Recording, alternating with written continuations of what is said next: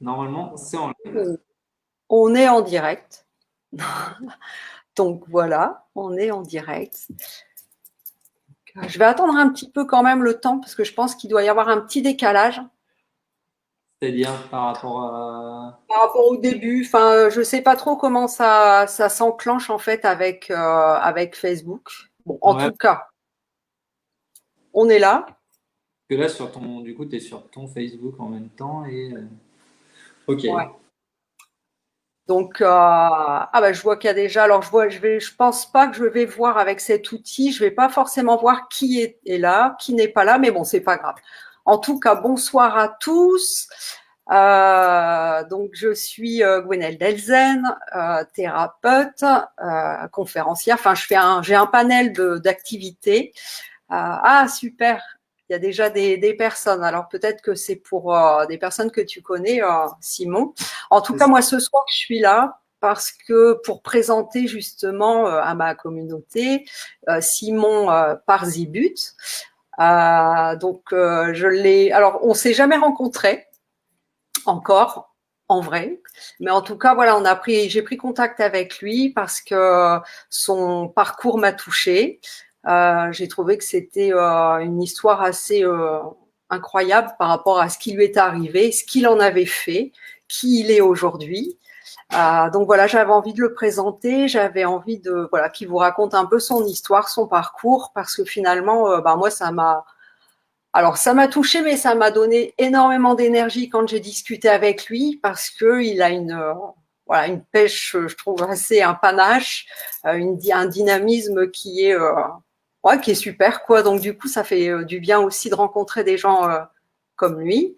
Donc voilà, donc je vais le laisser se présenter et puis nous raconter un petit peu parce que finalement, il lui est arrivé quand même de sacrés enfin oui, un accident, mais avant ça, il était passionné par le chant, il est passé par les, ah, Les les petits petits… chanteurs à la Croix de Bois, voilà, pendant 5 ans, et puis ensuite, il a passé des auditions dans différents chœurs de chambre, et puis il va vous raconter la suite parce que c'est tellement plus chouette quand il raconte son histoire. Donc voilà, je te laisse la parole, Simon. Bienvenue. Et merci d'avoir répondu OK à mon invitation. Bah, avec grand plaisir. Bah, écoute, en fait, donc voilà, donc, ce qui m'est arrivé au niveau de ma formation, moi, en fait, j'ai fait beaucoup de musique étant enfant. Et quand j'avais 10 ans, justement, j'ai eu la possibilité de partir chez les petits chanteurs à la Croix de Bois. À l'époque, c'est vrai que je faisais aussi du violon et du piano, mais j'adorais chanter. Et puis, c'était la possibilité pour moi de quitter le cocon familial et puis surtout de commencer à voyager parce que c'était surtout ça, les petits chanteurs, c'était une vie sur la route, en tournée, etc. Et puis, j'ai fait 5 ans chez les petits chanteurs, donc tout mon collège. Et puis, à la fin du collège, et donc de tous ces voyages, parce que en fait, finalement, en 5 ans, j'ai fait à peu près 1000 concerts, donc 200 concerts par an, et donc beaucoup de pays étrangers. Et donc, je me suis dit, si plus tard je suis capable de pouvoir continuer à faire de la musique et peut-être en faire mon métier, ce serait vraiment chouette. Donc, je suis rentré au lycée à l'époque à Villers-Cotterêts, j'ai fait une option de musique, et à la fin du lycée, donc ma prof de musique m'a dit, ben voilà. Essaye de rentrer au conservatoire après dans la ville où tu continueras tes études, parce que j'avais choisi de faire une licence de musicologie. Et puis, donc, je suis rentré en classe de chant au conservatoire de Reims.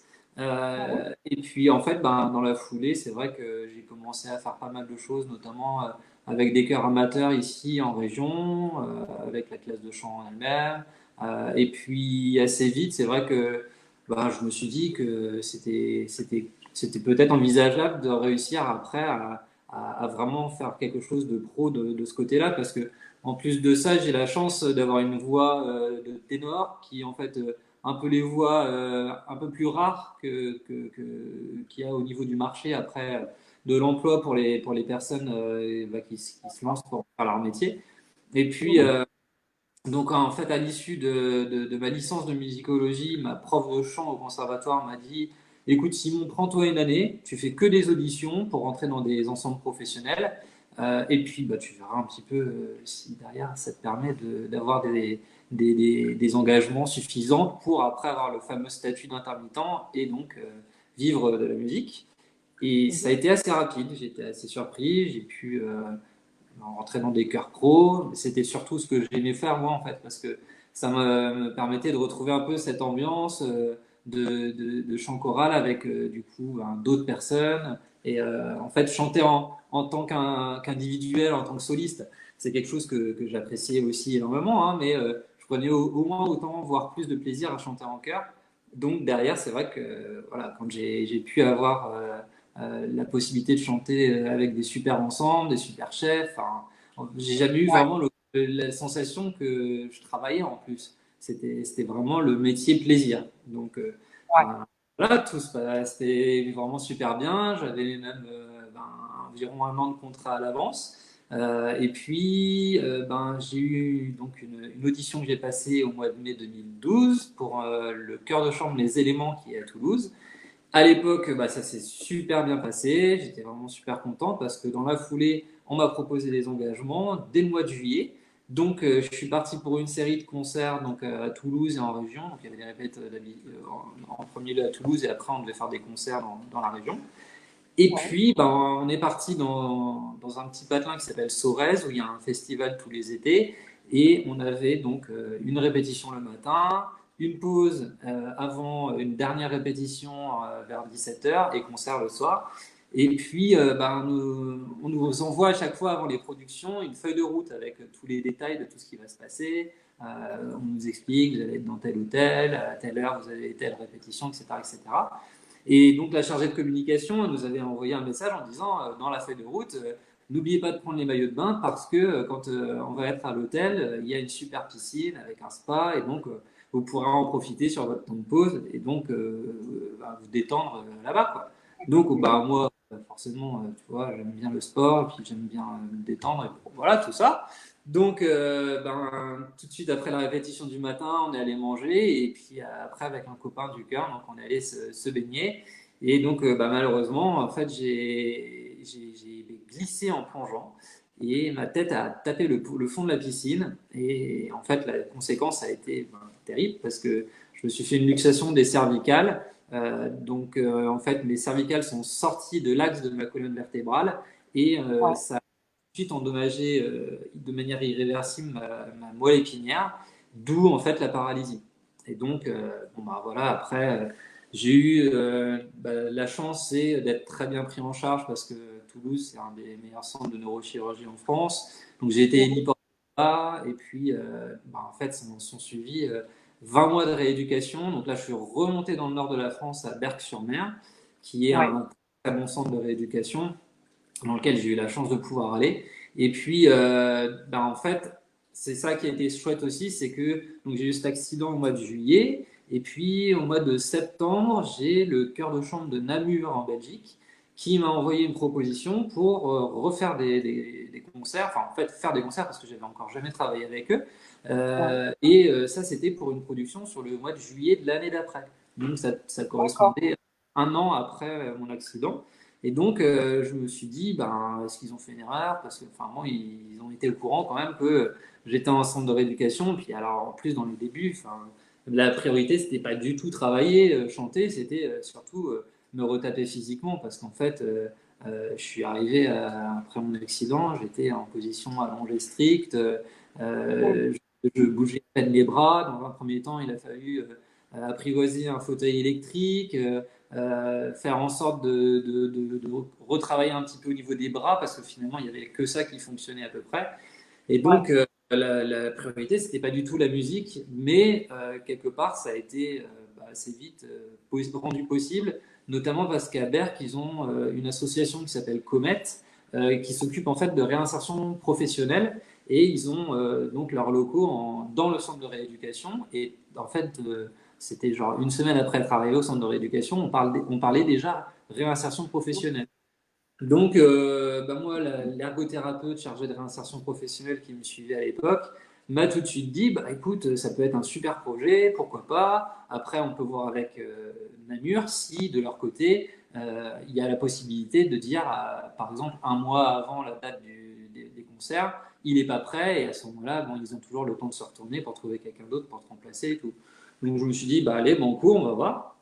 Et Mhm. puis, ce qui s'est passé aussi en parallèle, c'est que quand j'étais petit chanteur en dernière année chez les petits chanteurs, j'avais été suivi par un cinéaste qui s'appelle Pierre Verdez et qui avait pour mission de suivre un petit chanteur de première année et de dernière année. Et en fait, il devait faire un film qui finalement n'a jamais vu le jour parce que nous, on est parti en tournée en Asie au mois de décembre et puis en fait, à l'époque, la production qui l'avait employé lui a dit, écoutez, là, on n'a pas de budget, donc on arrête tout. Et puis, ben, c'était quasiment au mois de décembre, donc après mon accident. Ma maman s'est mise en quête de retrouver ce monsieur-là, avec une idée à la tête, parce qu'elle a toujours une idée à la tête. Et en fait, ce qu'elle avait envie dans un premier temps, c'était de pouvoir récupérer les morceaux de films qu'il avait lui filmés à l'époque. Parce qu'en fait, j'avais jamais vu du tout ce qui avait été filmé. Et puis, c'était l'occasion, en famille, là, pendant les fêtes de fin d'année, de regarder tout ça. Et puis, ben, Pierre, forcément, ma mère lui a expliqué ce qui m'était arrivé, mes projets d'éventuellement remonter sur scène et tout. Et puis il a dit à ma mère, bah, écoutez, moi j'aimerais bien le rencontrer, donc il est venu à Berck, et puis arrivé à Berck, bah, le courant est très vite passé, et puis il m'a dit, écoute, si tu veux, je peux reprendre, enfin je voudrais reprendre le film maintenant, et te suivre jusque bah, le moment où tu vas éventuellement remonter sur scène, en espérant de tout cœur que ce soit le cas.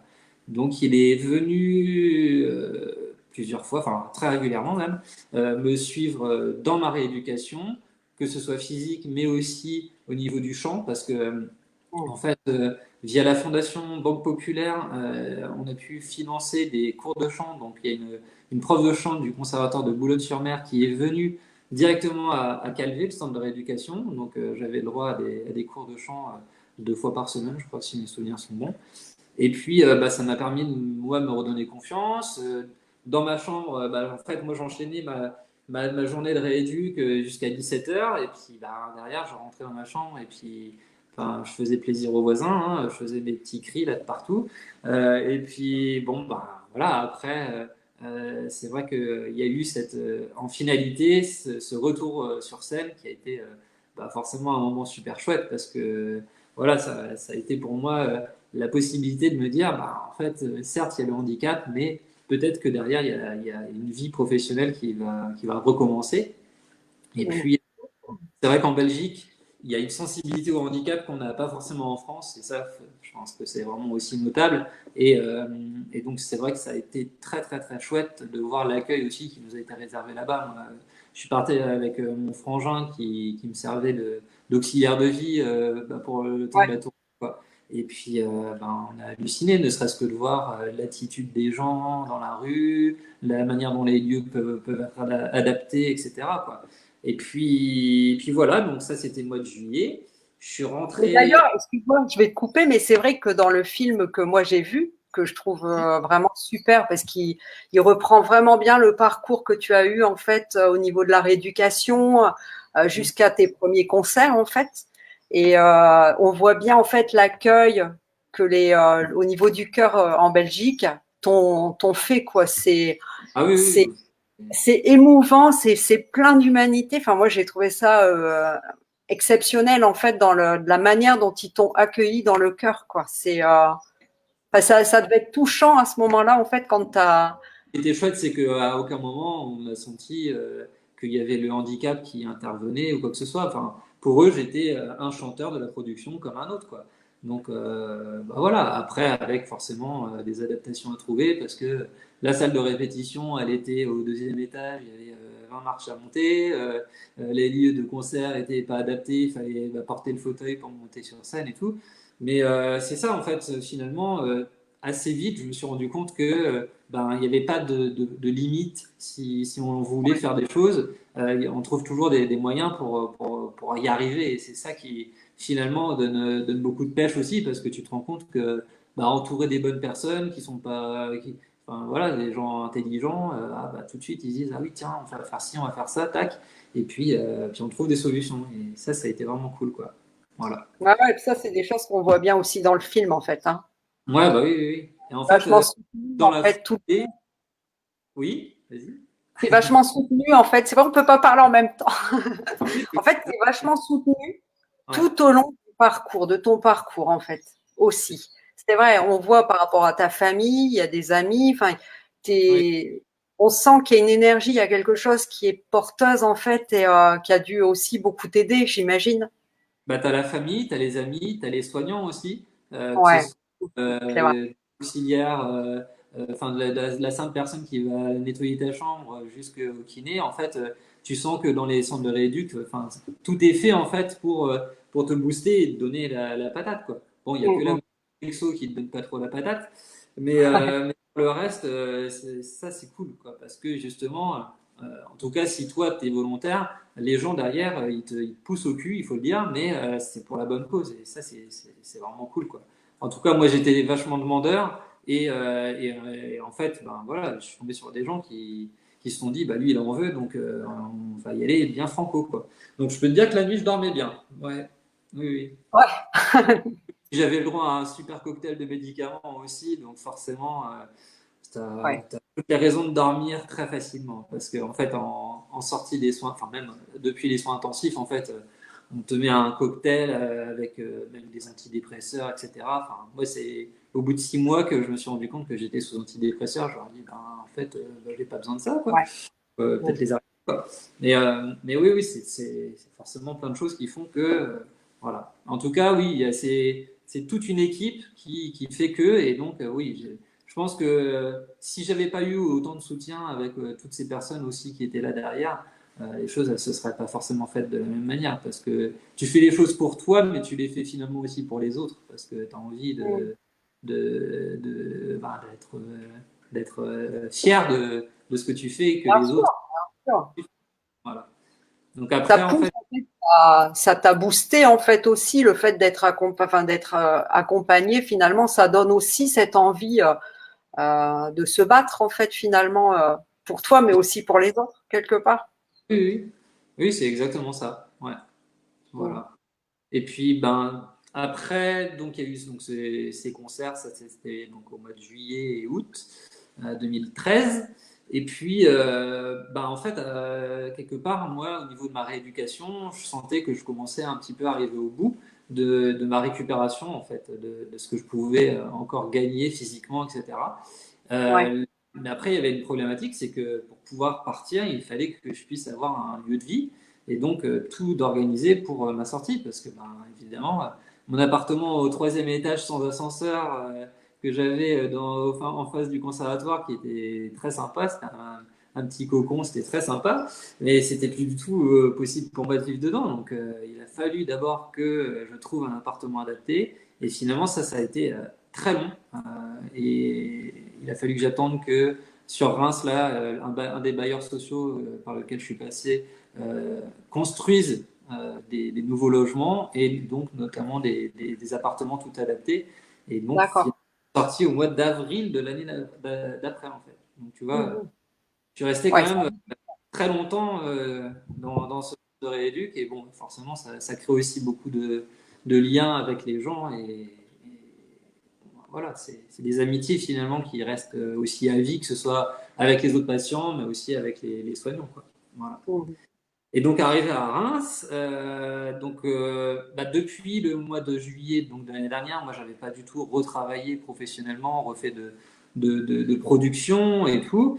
Et puis ben en fait arrivé donc là ici, je me suis réinstallé dans un appartement qu'il a fallu qu'on adapte parce que bon bah en fait assez vite l'association qui vient s'occuper de moi le matin, bah, ils m'ont dit, bah, écoutez, nous, on pourra venir s'occuper de vous pendant 2 heures le matin pour vous aider donc à la toilette, l'habillage, la préparation des repas, des choses comme ça. Mais derrière, pour vous faire à manger, vous donner à manger, tout ça, il faudra vous débrouiller. Et quand tu es en centre de rééduc, bah, tu as tout le temps quelqu'un qui est là et puis tu as juste à appuyer sur un bouton et puis en fait, tu as ta bouffe qui arrive toute prête et tout. Enfin, c'est vrai que c'est facilité quelque part. Donc Ouais. du coup, ben, forcément, tu arrives dans un appartement que tu connais pas, que tu maîtrises pas, avec finalement des contraintes, avec des portes que tu sais pas forcément ouvrir, etc. Et là, du jour au lendemain, tu te dis, ok, donc il va falloir que je me fasse ma bouffe. Donc bon, bah, ça a été un peu de tâtonnement. Et puis là, c'est là aussi où bah, j'ai apprécié d'avoir des proches qui soient aussi Ouais, présents. J'ai les parents qui font énormément de jardin, donc en fait, je rentrais tous les week-ends. En plus, bah, ils se tapaient les allers-retours depuis la Picardie, parce que dans un premier temps, je n'avais pas de voiture équipée, donc il a fallu quelques temps avant que ce soit le cas. Et puis, bon, bah voilà, je repartais avec les petites gamelles, je me faisais réchauffer ma bouffe au départ. Et puis, bon, après, je me suis mis à un petit peu plus cuisiner moi-même, et puis finalement, je me suis rendu compte que en m'y mettant, j'avais des possibilités, et puis voilà. Donc voilà, et après, donc au niveau professionnel, j'ai retravaillé, ça devait être je crois en mois d'octobre, avec Academia qui a un cœur ici en région. Et, ouais, euh, et donc bah, c'est pareil, c'était une tournée en région, c'était vraiment super, ça s'est super bien passé. Mais malheureusement, en fait, derrière, professionnellement, ça a été le néant parce que, en fait, le truc, c'est que le milieu de la musique classique, c'est un milieu dans lequel il faut être, c'est un peu comme en sport, tu vois, il faut être le plus performant pour réussir à se faire sa place. Et moi, pendant 20 mois, j'ai disparu complètement des radars. Et la deuxième chose qui s'est passée, c'est que j'ai une contrainte aussi physique parce que, en fait, je suis paralysé à partir du milieu de la poitrine. Donc, niveau poumon, niveau abdomen, etc. En fait, il y a beaucoup de sensations que je n'avais plus du tout. Et c'est aussi pour ça que j'ai dû prendre des cours de chant quand j'étais à Berck pour ouais. réapprendre à complètement chanter. Et en fait, j'ai jamais récupéré mon niveau vocal d'avant accident. Donc, je suis retourné au conservatoire parce que j'avais pas fini mon cursus d'études. Donc, ça a été l'une des premières choses que j'ai faites en retournant m'installer ici. Mais voilà, malgré les cours, malgré un peu de stimulation, finalement, j'ai jamais pu retrouver ce côté-là. Donc, finalement, j'ai décidé, parce que quand j'étais en rééduc, je me suis aussi pas mal réfugié dans le sport. Et Ouais, ici sur Reims, on a une section handisport qui tourne vraiment très bien. Donc je me suis mis dans un premier temps au tennis de table et puis à la natation aussi. La natation, j'avais pas pu en faire à Berck. Je m'étais chopé des problèmes d'escar à l'époque. Enfin, c'était vraiment la misère. Et donc en fait, j'ai pu attaquer la natation, mais vraiment pour le plaisir et surtout pour le côté thérapeutique parce que ça permet de détendre vraiment tout le corps tout en le musclant, donc c'est intéressant. Mais finalement, le tennis de table, c'est devenu de plus en plus important parce que notamment, on a un copain, j'ai un copain qui est arrivé qui est lui aussi tétraplégique. Et puis, la coach qui s'occupe de nous a dit ça vous dirait de faire de la compète. Et puis, il y a un monsieur on s'entraîne avec les valides. Et donc, au club de l'ORTT, qui est le club de Reims, un soir, on s'est rendu compte qu'il y avait un mec en fauteuil qui entraînait les valides. Donc on est allé le voir et puis en fait, c'était donc Laurent, tétraplégique lui aussi, et puis qui a joué à très très bon niveau. Donc il s'est proposé de nous coacher, de nous prendre sous son aile. Donc il nous a conseillé sur le matériel, etc. Parce que comme moi j'ai pas de prévention, je peux pas tenir la raquette, tu vois, dans la main de manière d'accord. euh, normale. Donc il nous a expliqué, voilà, faut aller chez un orthoprothésiste pour avoir une adaptation. Comme ça, la raquette, elle sera vraiment fixée comme il faut, ce sera plus facile de jouer. Et puis après, par rapport à ta pathologie, il faut tel type de raquette, tel type de revêtement. Enfin, c'est vrai que c'était super chouette pour ça. Et j'ai passé quasiment 2 ans à faire de la compète et à prendre que des branlées. Parce qu'en fait, en compétition, on joue que contre des personnes qui sont aussi en fauteuil.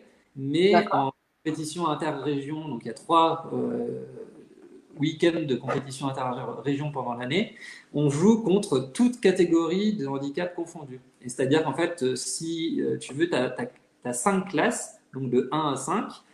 Classe 1, c'est les plus lourdement handicapés, et classe 5, les moins handicapés. Et en fait, moi, je suis classe 2. On ne sait pas trop si je suis classe 1 ou 2, mais en tout cas, je joue en classe 2. Et surtout, en fait, on joue dans ces compétitions-là généralement quasi que contre des classes 4 et classe 5.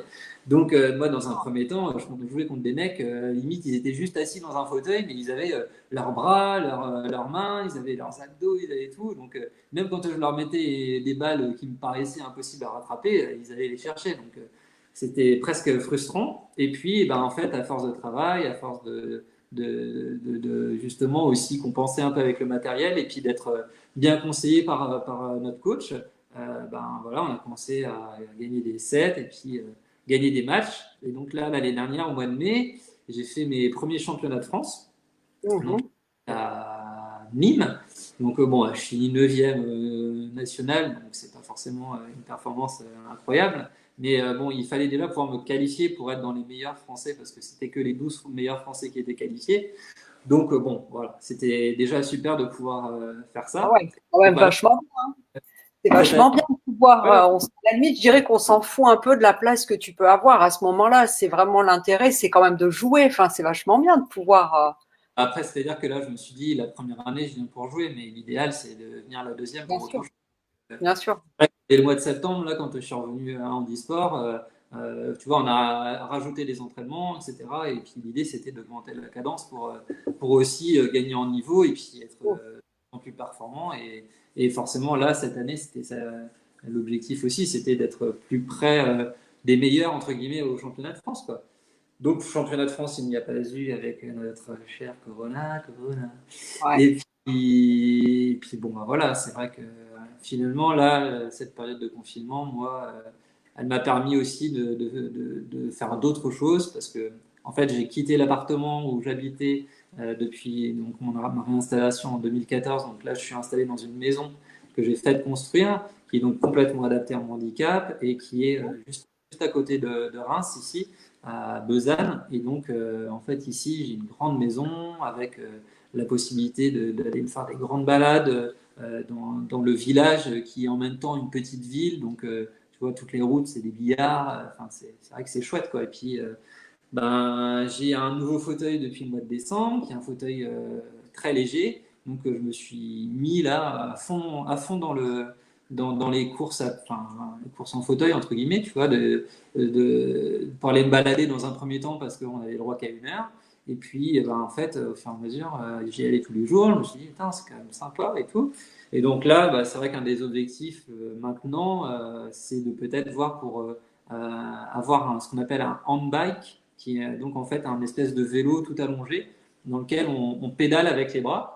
Et donc là, c'est un de mes objectifs là pour la rentrée. Et ben, il va falloir que je vois pour l'équipement, comment ça se passe, Ouais. parce que à chaque fois, c'est un peu le problème, quoi. Il faut qu'on puisse avoir du matériel qui soit adapté. Et voilà, parce que au niveau d'handisport, ils en ont, mais qui ne sont pas forcément adaptés. Donc, bon, ben, voilà, je vais voir si j'ai possibilité, à la rigueur, de m'en faire prêter un, ou je sais pas trop. Ouais. Mais là, mon nouvel objectif, un peu, là, c'est de me pouvoir, à terme, m'inscrire sur des courses, donc des 10 km, mais peut-être même semi-marathon, voire marathon parce que bah, j'ai notamment un copain là, Damien Dolé, là, dont il y a la maman qui est en train de me mettre des messages là, qui lui fait des marathons de partout. C'est une machine, le mec. Il court très très vite et tout le temps. Et donc, il n'arrête pas de me titiller, à me dire ouais, tu viens faire des courses avec moi, machin. Et puis, il parlait en rigolant de marathon à un moment donné. Et puis, je me suis dit, bah, pourquoi pas finalement.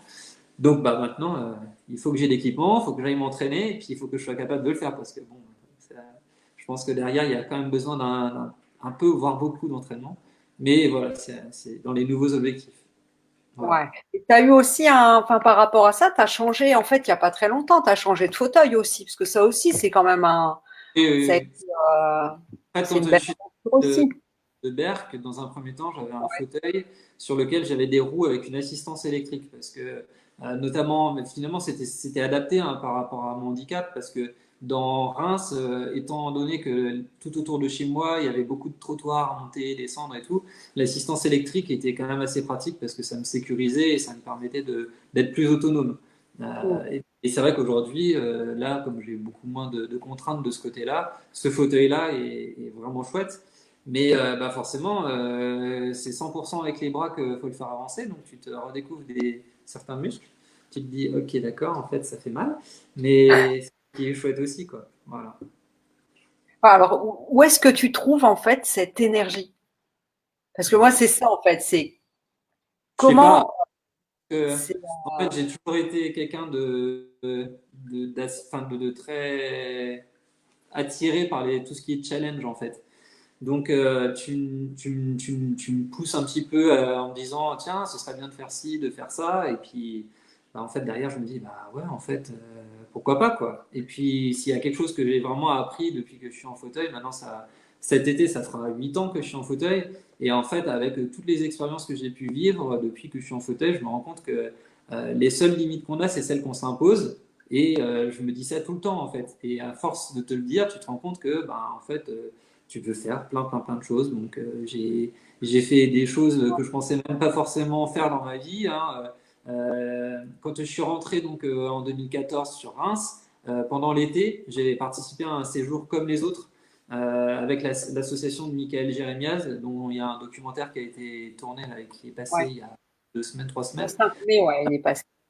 Voilà. Et en fait, cet asso propose à des personnes valides et handicapées, donc en même nombre, un séjour pendant une semaine. Et donc l'idée, c'est qu'on partage ensemble des activités vraiment qui sortent de l'ordinaire. Donc bah là, par exemple, moi, quand je suis parti en Lozère.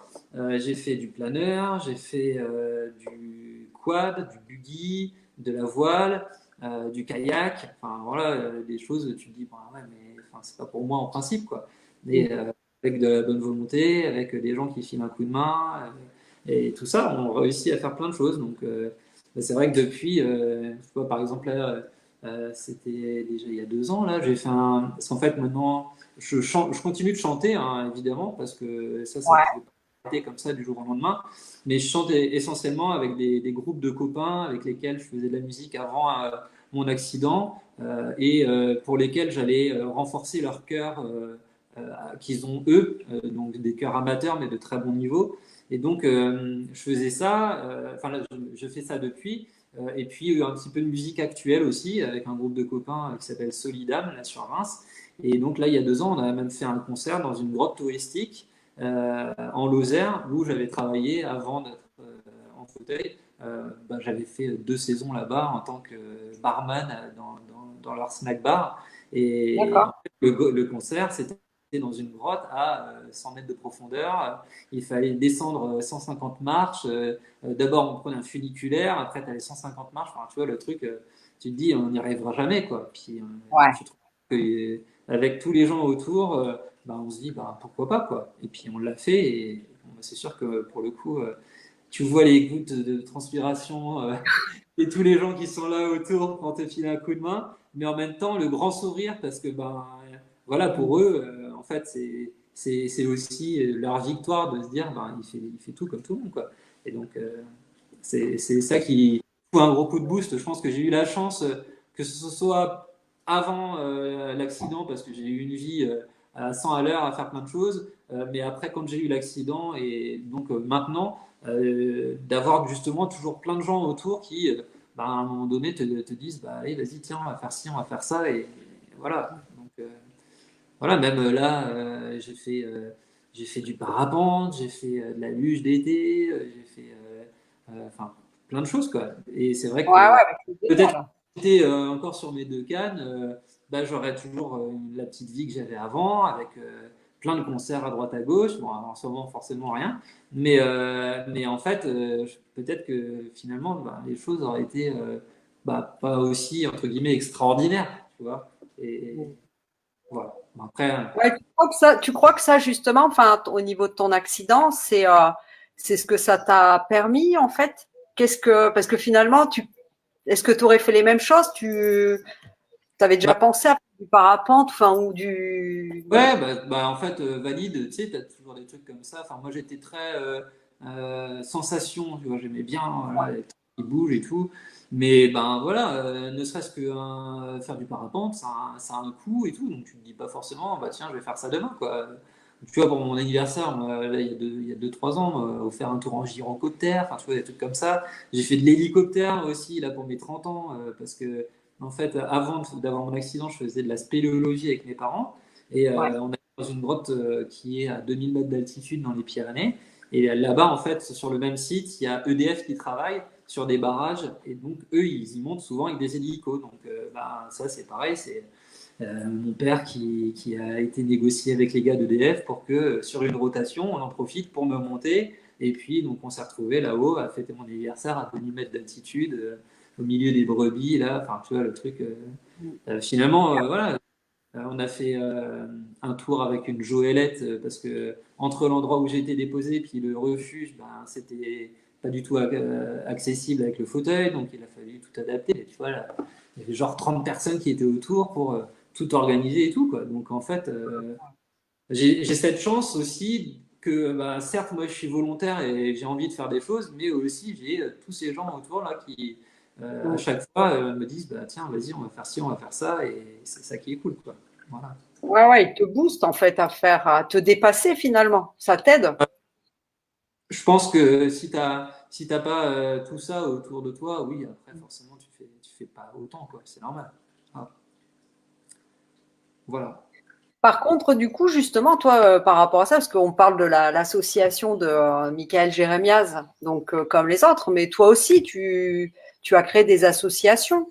Ouais, en fait, ben, j'ai pas que des qualités, hein, donc voilà. Je suis supporter de Lens, dans le nord de la France, et ça depuis toujours, hein, tu sais, on est tombé dedans quand on était gamin, avec le frangin notamment, et puis ben, c'est vrai que une des chances pour les supporters en situation de handicap qu'il y a à Lens, c'est que quand tu es en fauteuil roulant, les places sont gratuites pour nous et notre accompagnateur.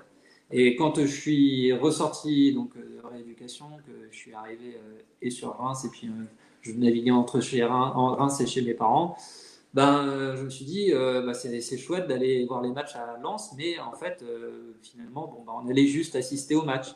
Et puis, ça, c'est le hasard des rencontres, hein. Je suis allé assister à un match de Lens qui était délocalisé au Stade de France contre Marseille. Et il y a un mec qui est venu m'accoster alors qu'on se rendait au stade. Et puis, il m'a dit, écoute, voilà, je m'appelle Malik Batsi. Et en fait, j'ai créé plusieurs associations, etc. Et aujourd'hui, en fait, il y a des associations de supporters en situation de handicap qui existent à travers la France. Et bah, en fait, concrètement, ce serait vraiment chouette de pouvoir avoir quelque chose aussi sur Lens parce que c'est quand même un grand club avec les supporters et tout. Et ça pourrait faire avancer aussi la cause du handicap parce que finalement, en termes d'accessibilité pour les personnes à mobilité réduite, tout n'est pas parfait, etc. Donc, j'ai créé une association qui s'appelle Handy Fan Club RC Lens. Pendant quasiment 3 ans, c'était vraiment le câble plat parce que, en fait, au niveau de la direction du club, c'était pas des personnes très très réactives et tout. Et puis, en fait, là, ben, dernièrement, le club a été racheté, ça a été complètement chamboulé. Et en fait, ben, là, le club a vraiment décidé de nous donner la parole et surtout de nous écouter dans les remarques qu'on avait à faire pour aider à améliorer les choses au stade. Et donc là, en fait, bah, notamment là, depuis quelques mois et cette année sportive, là, ça a été génial parce que, ben, en fait, moi, j'ai fait plein d'allers-retours dans le Nord, notamment pour des réunions et tout. Mais, enfin, voilà, là, juste, c'était le 11 mai normalement. Donc vraiment, tu vois, non, 11 mars. Ouais, c'est ça, 11 mars. Normalement, on était censé avoir une journée banalisée au club, juste pour les personnes en situation de handicap, avec entraînement privatif, rencontre avec les joueurs. Il devait y avoir un joueur qui devait devenir parrain de l'association. Enfin, tu vois, c'était vraiment en train de devenir un truc vraiment super. Puis on a rejoint la Fédération française des supporters handicapés, qui du coup au niveau national regroupe l'Andy Fan Club de l'Olympique de Marseille, qui est la plus grosse structure en Europe. Tu as l'AS Saint-Étienne, tu as les Girondins de Bordeaux et puis l'Olympique Lyonnais, donc qui ont des grosses associations. Et donc là, l'idée, c'est de travailler au niveau national pour pouvoir avoir plus de poids et donc bah, carrément mettre des choses en place dans tous les stades de France, même là où il n'y a pas d'association comme les nôtres, quoi.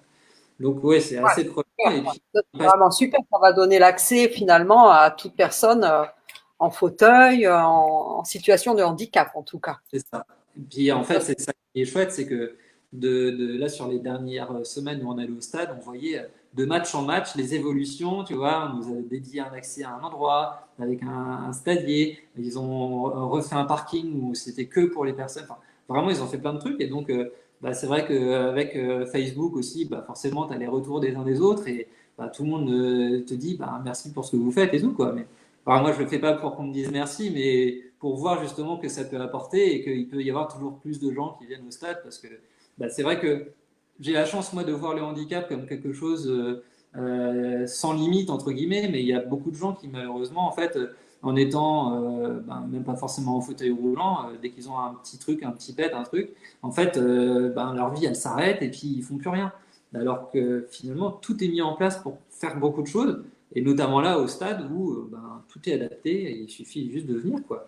Donc, donc Ouais, mais c'est c'est pour ça aussi que je voulais faire ce live avec toi parce que j'ai senti aussi cette énergie en fait que tu vas de l'avant, il n'y a pas de limite, mis à part celle qu'on se met soi-même. Et c'était ça qui m'intéressait aussi parce que finalement c'est important d'entendre ce genre de parcours parce que ça donne Hmm. de l'espoir et ça peut justement amener un coup de boost en fait pour les personnes qui sont dans des situations de handicap suite à un accident et qui seraient justement dans un état pas forcément aussi positif en fait. C'est vraiment montrer aussi que c'est possible de Ouais. bien vivre en fait euh, le handicap. C'est-à-dire qu'en fait, il y a des moments où tu te dis, mais enfin voilà, c'est vraiment la merde, j'en ai marre, etc. Enfin voilà, tout n'est pas tout rose, hein.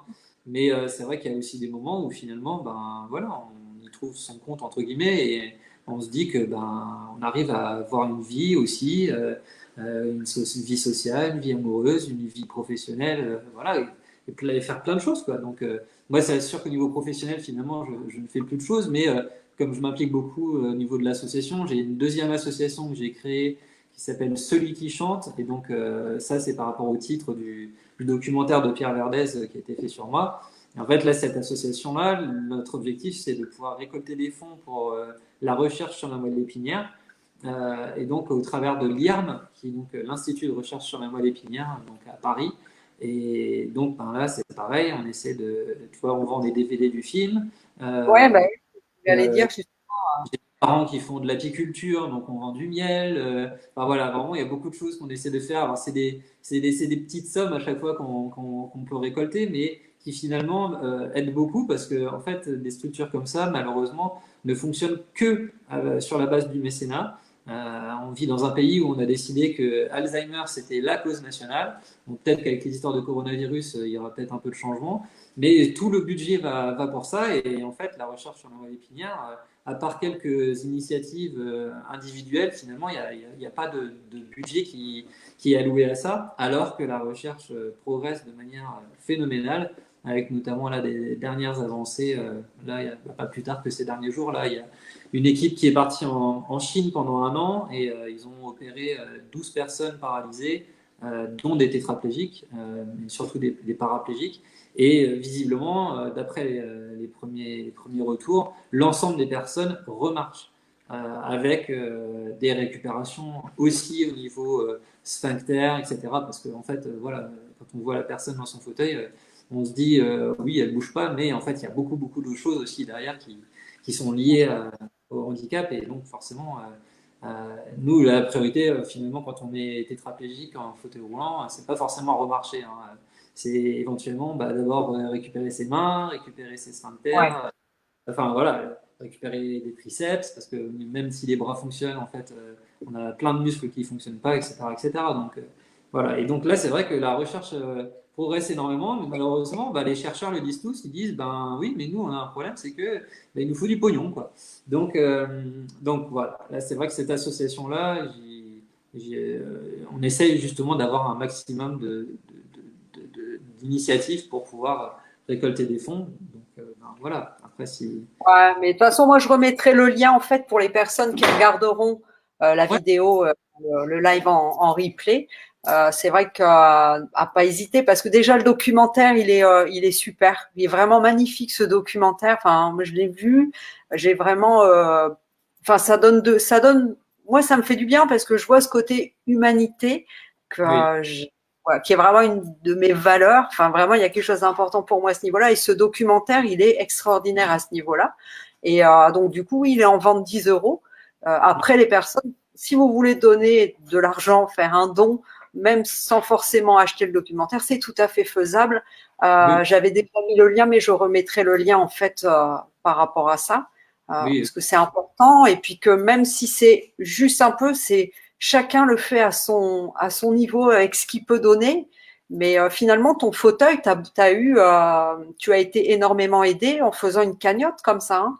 ouais, bah ça a été un peu une surprise parce que en fait j'ai eu donc la volonté de changer de fauteuil, notamment pour le tennis de table, parce que le fauteuil sur lequel je jouais de par l'assistance électrique et tout. Enfin, c'était vraiment un fauteuil très lourd et pas forcément maniable. Donc, quand on me faisait une petite balle juste derrière le filet, tu vois, je pouvais pas avancer pour aller me pencher, etc. Enfin, c'était des contraintes encore techniques quelque part. Et puis, du coup, bah, j'ai fait pas mal d'essais de fauteuils. Tu sais, nous, généralement, il faut essayer bien 10-15 fauteuils avant d'en trouver un qui nous corresponde vraiment. Et puis, j'ai trouvé un fauteuil qui était vraiment super, hein, pas de souci. Le seul problème, c'était que ben, le prix, lui, il posait problème, quoi. Donc, ben, j'avais un devis pour un fauteuil donc, tout en carbone à 8 000 euros, sur lequel ben, la Sécu rembourse 550 euros, parce que c'est un tarif de base, donc il n'y a pas de différence de fait pour quelqu'un qui est tétraplégique, quelqu'un qui est paraplégique ou quelqu'un qui tout simplement est une personne âgée et qui vit en maison de retraite et qui a juste besoin d'un fauteuil confort dans lequel en fait elle va juste être posée toute la journée, quoi. Et donc, Ouais. bah, ces fauteuils de maison de retraite, ils coûtent à peu près 500 euros, mais nous, on a un autre besoin, quoi. Et malheureusement, ben, j'ai beau avoir une mutuelle correcte, en fait, j'arrivais à peu près à 2 000 euros de financement mutuel plus Sécu. Ensuite, il y a la MDPH, donc la maison départementale des personnes handicapées, avec laquelle j'ai fait un dossier. J'ai attendu 1 an pour avoir une réponse. On m'a dit, Non. ah ouais, ok, mais on vous file 3 000 euros.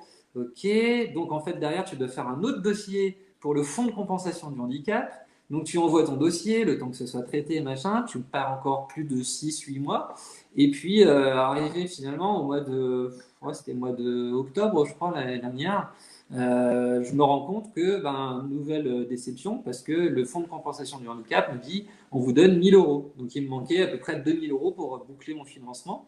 Et puis, ben, un peu en désespoir de cause, je mets mes états d'âme sur Facebook en disant, oh là là, c'est vraiment que c'est chiant, machin, j'ai vraiment besoin de ce fauteuil et puis ça me changerait la vie. Et puis en même temps, ben voilà, il me faut 2000 balles. Et puis ben là, les gens sur Facebook ont commencé à me dire, mais fais une cagnotte litchi, non, tes 2000 euros, on va te les trouver. Et donc, j'ai mis la cagnotte en route à 16h30 et à minuit et demi, j'avais 2000 euros. Ah Donc, ouais, c'est incroyable. Et c'est génial en fait, parce que ouais, finalement, tu as cette solidarité qui arrive de partout. ouais. Même, mais c'est pour ça que c'est important justement par rapport à la recherche en fait de continuer à faire, Ah à bah, pouvoir justement contribuer de cette manière-là, quoi, en donnant ce qu'on peut, mais à pas hésiter parce que c'est vrai que c'est quand même, enfin surtout vu les résultats de la dernière, enfin des dernières recherches, hein, ce que tu m'en as parlé, je trouve ça assez extraordinaire en fait si, ah, c'est sûr. bah, Ouais. enfin voilà, si ça arrive et si c'est possible de le mettre en place, ça va quand même être un gros changement en fait pour beaucoup de gens, quoi. Ça va changer la vie de beaucoup de gens, c'est sûr, Ah hein. oui, Même dans la prise en charge des gens qui auront tout juste eu l'accident, en fait, peut-être qu'ils passeront 3-4 mois à l'hôpital, mais derrière, ils sortiront sur leur de guibole, quoi. Bah, alors qu'aujourd'hui, bah, ça te fait des gens en fauteuil à vie, quoi. Donc, c'est ouais, c'est beaucoup, beaucoup d'espoir. Et oui, oui, il y a encore beaucoup de choses à faire. Bon, après, j'avais un peu de regret par rapport à la cagnotte, parce que quand je vois en combien de temps j'ai eu 2000 euros, je me suis dit, putain, j'aurais dû demander 20 000, tu vois, c'est parce que là, tu vois, je les aurais vite plus, quoi. C'est mes proches qui m'ont dit, ma sœur m'a dit, ouais, tu sais, moi j'ai une cuisine à financer, tu voudrais pas faire une cagnotte litchi? Ah bah oui, forcément, tiens. Ah oui. Mais non, non, c'est vrai que ça m'a aussi un peu redonné foi en l'humain parce que bon bah c'était pas encore la période coronavirus machin, et c'est vrai que là dernièrement il y a eu aussi l'histoire de Notre-Dame où les gens ils sont un peu plus ouverts et découvert aussi l'envie d'aider les autres, quoi. Mais c'est vrai qu'au moment où j'ai fait cette cagnotte, je pensais pas du tout que ça puisse être aussi fulgurant. Et puis c'est aussi ça qui fait plaisir parce que bon là, je veux dire que pendant le confinement, là, le fauteuil il a vraiment été rentabilisé. Là. En fait, au mois de mars, j'ai fait 120 km et là, j'en ai fait 130 au mois de mai. Et puis en fait, avec le déconfinement, comme on a le droit à faire des sorties illimitées, bon, je pense que ça va aller encore en augmentant et en augmentant, quoi. C'est devenu un peu une drogue, je dois avouer, mais voilà, c'est aussi ce que j'aime, et c'est vrai que je me suis vachement réfugié dans le sport et j'adore ça, quoi. Voilà. ouais, c'est vraiment quelque chose qui t'a aidé aussi, hein, ça, le sport, hein. Ouais, oui, oui, oui, mais je pense que toutes les personnes qui se retrouvent en situation de handicap, à partir du moment où elles sont capables de faire le moindre sport, même, tu vois, chez des personnes très handicapées, hein, tu as des gens, ils font par exemple de la sarbacane, donc il y a juste le souffle qui va suffire. En fait, on leur met une potence devant eux, et puis même s'il n'y a que la bouche qui fonctionne, en plus ça aide à travailler le souffle, etc.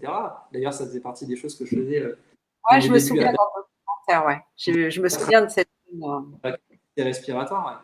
Ouais. Et donc, tu as ça, tu as aussi, bah, là, tu vois, à Reims en Histoire, on a de la boccia, c'est l'équivalent de la pétanque, mais avec des balles en mousse, donc très légères.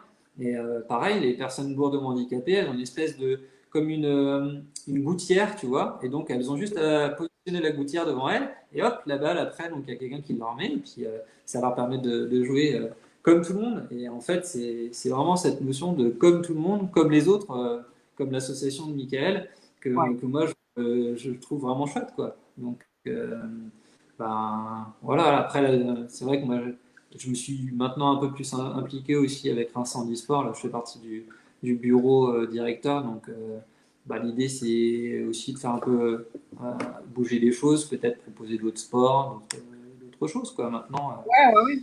D'élargir, je en me suis, fait, d'agrandir la possibilité, finalement, les possibilités. je suis même présenté aux élections ici, dans ma petite ville.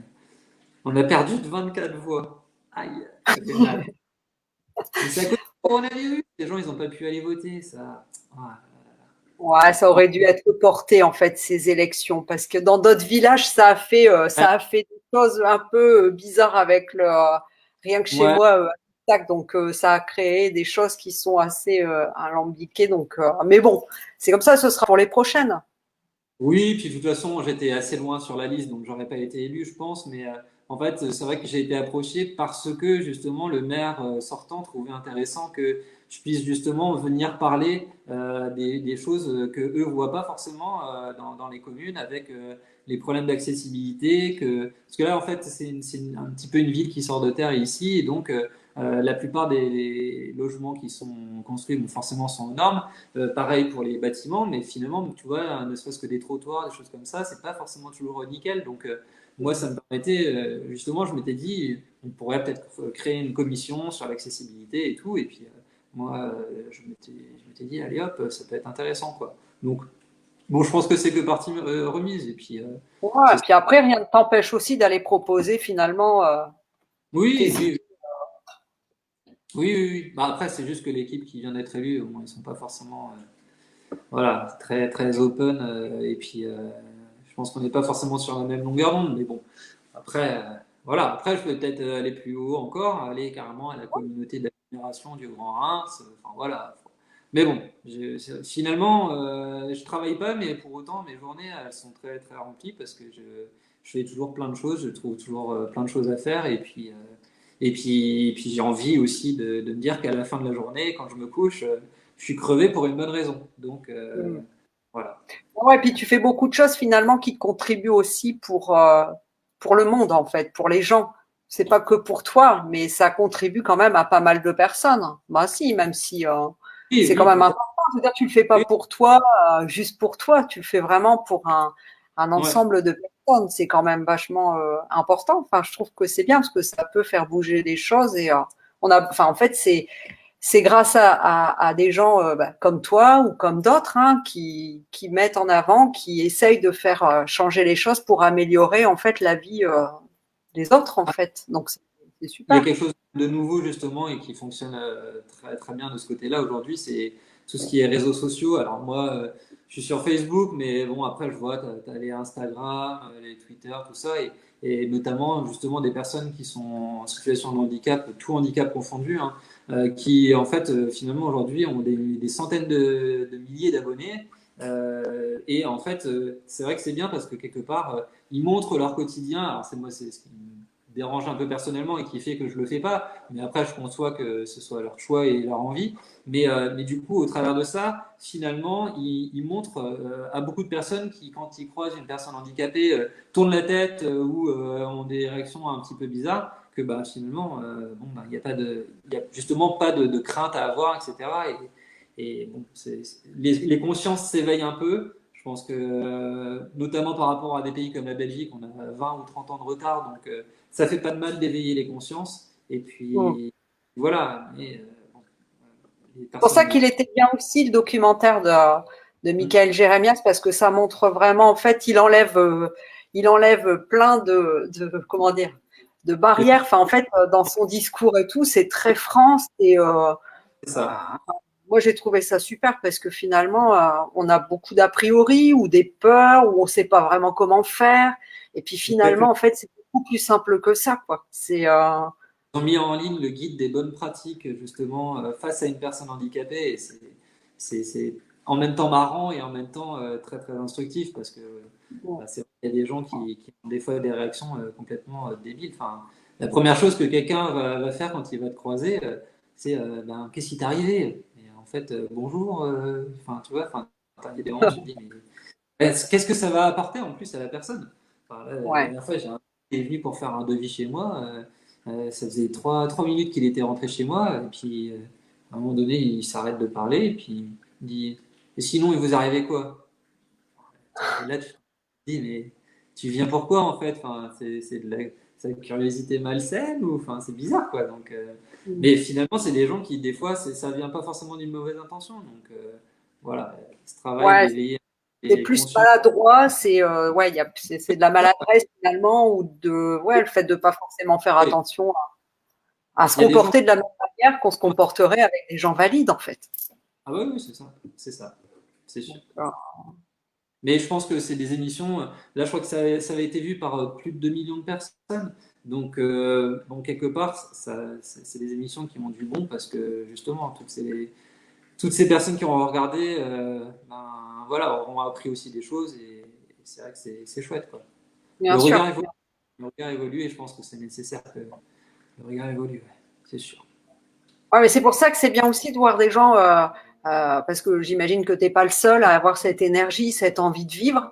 Donc, mais c'est bien en fait aussi de vous voir comme on verrait des valides. Enfin, je veux dire, Ah voilà, c'est avec la oui, c'est même ça. énergie donc ça fait Oui, du parce bien que aussi.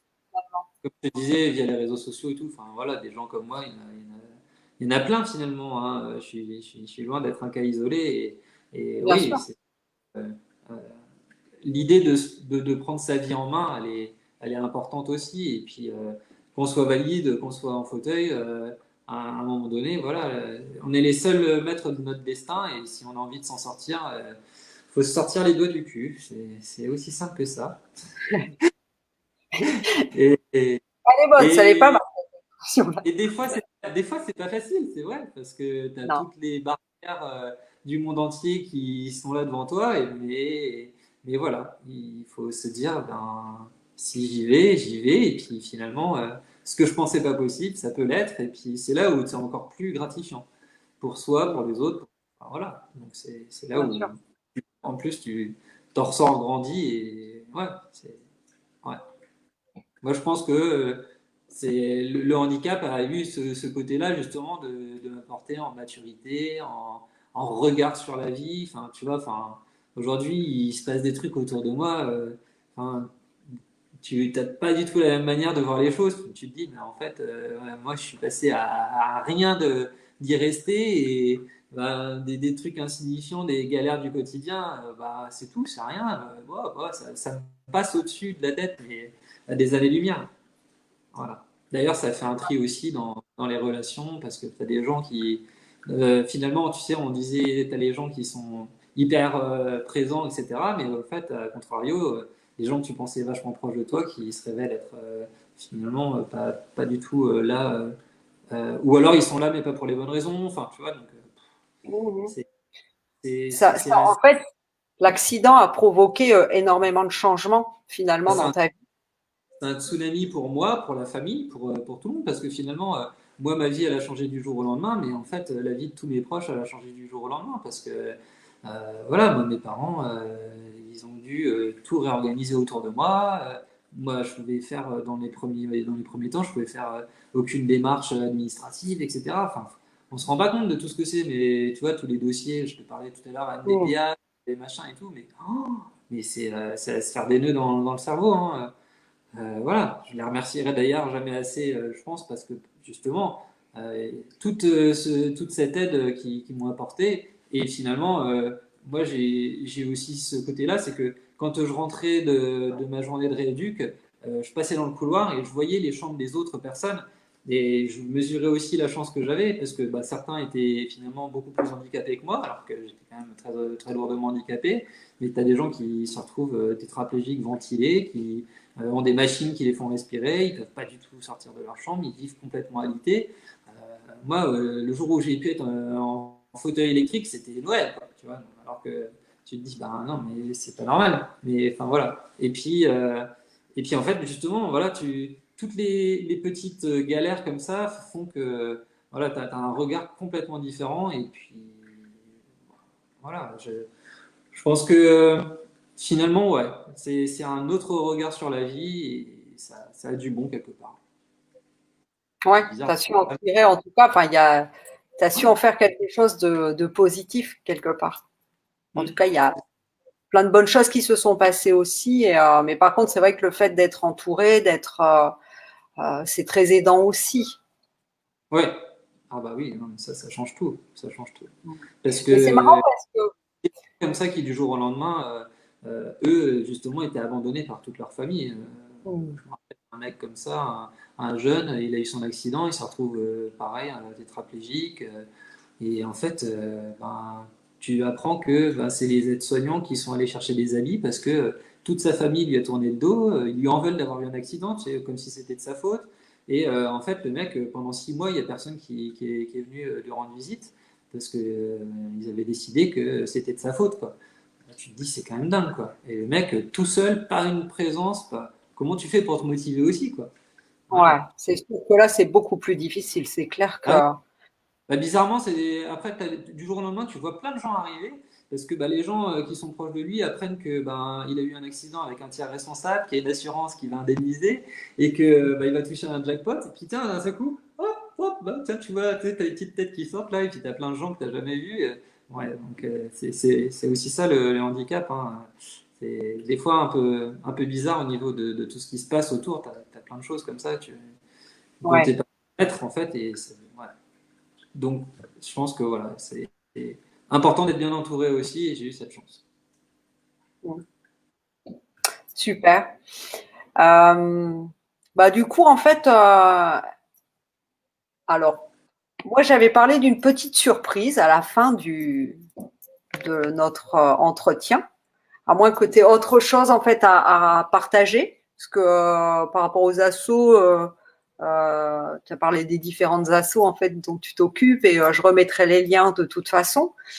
Mais est-ce que tu voudrais rajouter quelque chose avant de faire cette petite surprise? Ben non, pas spécialement. Je pense que beaucoup de choses ont été dites, hein. Après, Ouais. voilà, j'ai un Alors, peu l'impression n'hésitez d'avoir. pas si à un moment donné vous avez des questions à poser à Simon, des commentaires. Je vois qu'il y en a eu. Alors, je suis désolée pour les commentaires. C'est vrai que quand je suis avec quelqu'un comme ça, j'ai du mal à faire les deux. Mais en tout Ah, cas, il y a des chouettes commentaires. Je pense que tu les vois, Simon aussi. oui, je vois aussi, oui. Oui, oui, D'accord. oui. Donc, franchement, bah, merci en fait déjà d'avoir été là. Hein, pour les personnes qui sont là, je pense que tu es bien suivi, Simon. Mhm. Tout à fait. Et du coup, au niveau de la petite surprise, qu'est-ce que tu Euh, voudrais?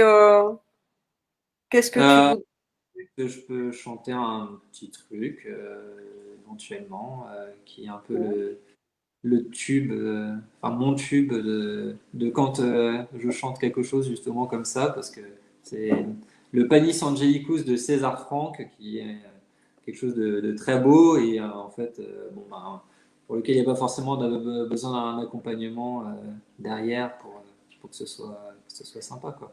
Ok. Je vais juste boire un coup d'abord parce que Oui, hein, vas-y, j'en prie. tu m'as fait En tout beaucoup parler.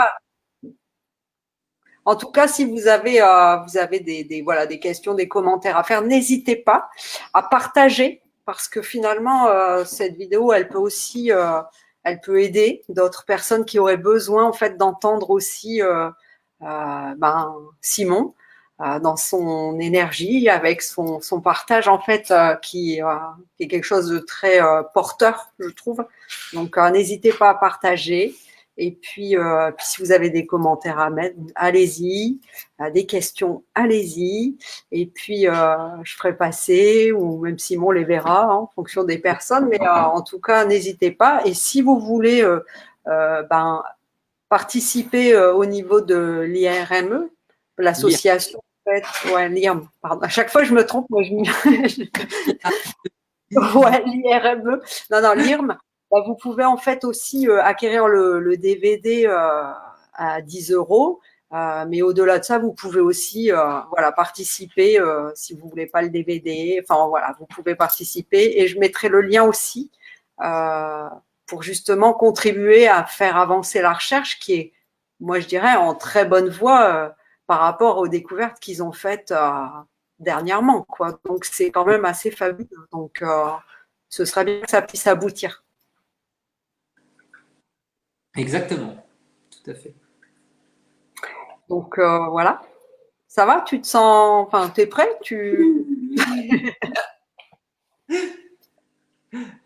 Pas de souci. Panis angelicus, fit panis hominum, dat panis Celicus figuris terminum, ores mirabilis, manducat Dominum, pauper, servus et humilis.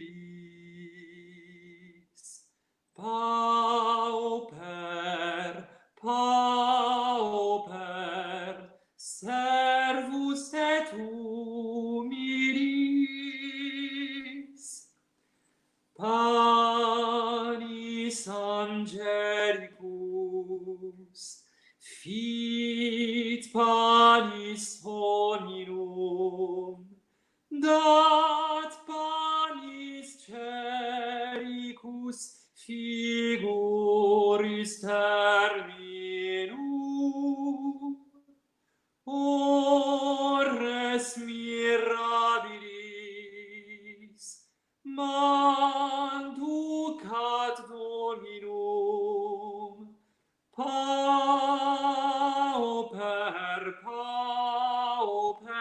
servus et humilis. Pauper,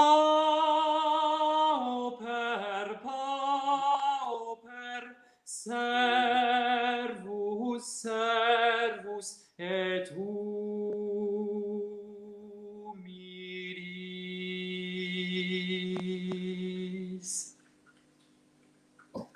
Voilà. Bravo. Je suis sûre que tout le monde applaudit derrière son écran à te regarder. Bravo. Merci beaucoup pour ce cadeau. En plus, c'était ton anniversaire hier. Alors, je te souhaite encore un super joyeux anniversaire. Et je te remercie infiniment pour ce partage. Notre micro, il s'est intercalé. Tu veux passer un petit message avant qu'on quitte tout le monde?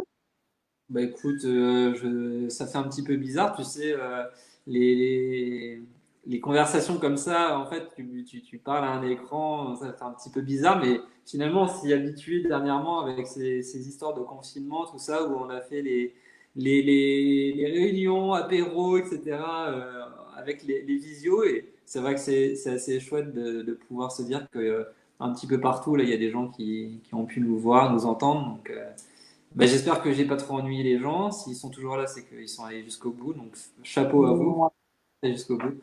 Et puis c'était très bien, c'était pas du tout ennuyeux. Je pense que ça, voilà, je vois, il y a des applaudissements, bravo Simon. Enfin, il y a des bravos dans les commentaires. En tout cas, non, c'était. Il y a pas mal de faux culs en fait. Non, je rigole. Non, j'ai payé les gens, je les ai payés pour qu'ils mettent ça. Ah, c'est pour ça. Euh, Je comprends mieux. Non, non, mais alors du coup, bah voilà, quand voilà, je vais repartager moi le live et puis les personnes pour le revoir en replay, le voir en replay si elles ne l'ont pas vu. Et en tout cas, je te remercie vraiment beaucoup d'avoir répondu oui à ma demande. Et puis merci pour tout le monde aussi. Et puis Avec, bah merci à vous. oui, merci à tout le monde. Ouais. Merci à tous d'avoir été là. Et puis, ben, au plaisir. Et puis, une prochaine. Exactement. Bonne soirée à tous. Et puis, à bientôt. Merci Simon. Merci à tous. Au revoir. Au revoir.